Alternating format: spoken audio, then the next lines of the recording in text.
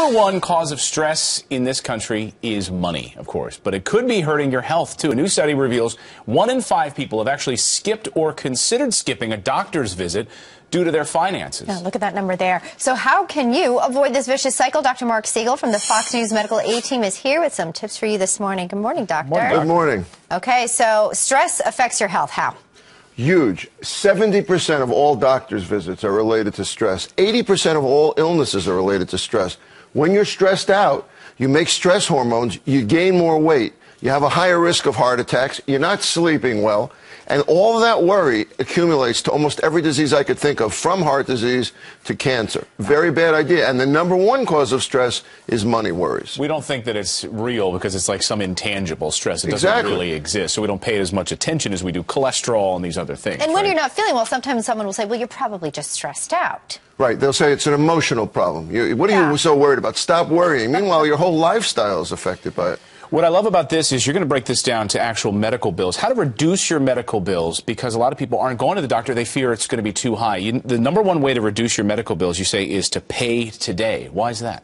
Because a doctor is also stressed out because we're not making as much money as we used to. So if a patient comes in and says, hey, I don't have that amount, but I have a lesser amount. You know, I'll give you it used to be we bartered with chickens, by the way. Right. A farmer would say, I don't have any money at all. Take a chicken, or I'll give you part of my crops. Sure. Now, just pay something towards what you owe. Most doctors will take it. I'll tell you a secret. You also say disclose family income. Because if a doctor knows you're sick, you're not feeling well, you can really go to their heartstrings and say, look, I'm not making that much money, doc, and I don't feel well. They're more likely to make a deal with you. Okay, so if you've got 4 mouths to feed, you might be able to get some reductions there. You say pile on the compliments. I guess that really works. Because, you know, that really works with me, I'll tell you the truth. And it works with administrators. Administrators in hospitals are so used to people coming in complaining, I can't pay this, I can't pay this. And then they put up the wall. They say, look, this is what it says officially, you have to pay this.